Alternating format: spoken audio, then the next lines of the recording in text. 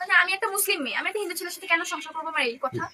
মানে যেটা করছে আবেগের ফলে, এখন আমার ফুপুরা বলছে যে তুমি আসো, তোমাকে একটা ভালো ছেলে আমাকে ঠিক করে দিছে, ওই ছেলেটাকে আমি বিয়ে করবো। আর মানে একটা মুসলিম মেয়ে একটা হিন্দু ছেলের সাথে সংসার করলে তো হবে না, যেহেতু আমি আবার কলেমা পড়ে আবার মুসলিম হয়েছি, তাহলে একটা মুসলিম ছেলেকে বিয়ে করলে আমার ভালো হয় না এখন। তাই জন্য আমি চাই যে ওনারাই তো বলছে যে একটা ডিভোর্স পেপার আছে, ডিভোর্স পেপারে সাইন করে দিবে আর 5 লাখ টাকা দিবে, তারপর আমাকে চলে যেতে বলছে। আমি এটাই রাজি হয়ে গেছি এই প্রস্তাবে। আচ্ছা, তোমার তো আর কোনো বাধা নাই, এখান থেকে চলে যাবার, তুমি এদেরকে ডিস্টার্ব না করবে না, আমি আর একটু ডিস্টার্ব করব না, কারণ ডিভোর্সের পরে আমার কত টাকা চাচ্ছো? 5 লাখ টাকা। আচ্ছা, এখানে তো মনে করো এরা একটা পরিবার, বুঝছো, হিন্দু পরিবার, এখন এরাও খুব সমস্যার ভিতর আছে। তা তো তোমার কি এরা জোর করতেছে কেউ? না না না, কে জোর করবে আমাকে? তুমি নিজের স্বেচ্ছায় হ্যাঁ, তুমি এখান থেকে যাবা আর কি।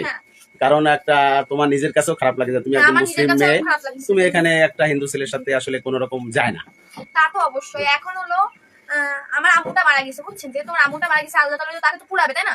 যে একটা হিন্দু ছেলেকে বিয়ে করছো, আমার আম্মু কাছে থাকতো, তার একটা কথা থাকতো, আমি ভালো করে সিদ্ধান্ত নিচ্ছি, 3-4 রাত, আমি আজকে 4 রাত, আজকে তাহলে 5 রাত হবে। তোমাকে এখানে তো পুলিশ প্রশাসন আইনে রেখে দিছিল, তাই না? আমি ওসি সাহেবের ফোন দিছিলাম, ওসি সাহেব এসে তোমাকে এখানে রেখে দিছে। এখন রেখে যাওয়ার পরে তুমি 4 রাত হয়েছে, তাই তো? হ্যাঁ, 4 রাত। হ্যাঁ, এখন তুমি আসলে খুবই নিজেকে নিজে মনের দিক থেকে খুব দুর্বল মনে করতেছো যে আমি একটা ভুল করেছি, তাই তো? হ্যাঁ, যে একটা তোমার মতো একটা চেহারার মেয়ে যে কোনো লোক তোমাকে বিবাহ করবে, এবং তুমি আসলে খারাপ মেয়ে না, আমি মনে করি তুমি ভালো মেয়ে। তারপরে আঙ্কেল দেখেন, আমি একটা মুসলিম, আমি ছেলে কিন্তু শাখা সিঁদুর, আমার হাত কিন্তু দেখতে পাই টোটাল না, তোমার শাখা সিঁদুর কিন্তু করতে পারতাম, আমার সিঁথিটাও ভালো করে দেখতে পাই, আমি কিছু কিন্তু করি না, তুমি তো সেই মুসলিমের মতোই আছো। আমিও তো চাই যে আমার একটা ভালো লাইফ হোক, আর চাই ওর একটা ভালো লাইফ হোক। এরা কি এই তোমার শ্বশুর শাশুড়ি কি তোমার কোনো জোর করতেছে যে শাখা সিঁদুর করো, পুজো করো, এসব বিষয় করতেছে না? তুমি স্বেচ্ছায় এখন যাতে চাচ্ছ তো? যাক, তুমি আলহামদুলিল্লাহ, এখন তুমি ওই ডিভোর্স পেপার রেডি করবে না, আজকে রেডি করলে তুমি সই করে 5,000 টাকা নিয়ে তুমি তোমাকে কি আগায় দিতে হবে না তুমি নিজে যেতে পারবে?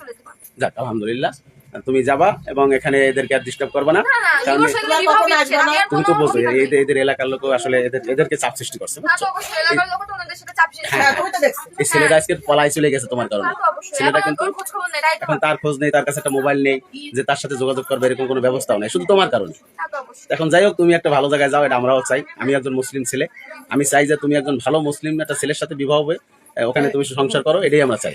ঠিক আছে? আচ্ছা, আর কোনো কথা আছে তোমার? না না, আর কোনো কথা না, ডিভোর্স পেপারে সাইন করে দেব, দিয়ে বাচ্চা জোর-জুলুম করতেছে না, তুমি চলে যাও। না না, ঠিক আছে, তুমি নিজে স্বেচ্ছায় যাচ্ছ। তোমার কিছু জোর-জুলুম করতেছে তোমার শ্বশুর শাশুড়ি? কে জোর-জুলুম করে? যাক, তুমি স্বেচ্ছায় যাচ্ছ, তোমাকে ধন্যবাদ, যে তোমার জীবন দীর্ঘায়ু হোক, সেটাই আমি চাই, আমরা চাই সবাই। আমি আমার ভুলটা বুঝতে পারছি, যেহেতু ওতে হলো 2টা ছেলে মেয়ে, মানে 2টা ছেলে মেয়ের জীবন নষ্ট, আমার নষ্ট, ওরও নষ্ট।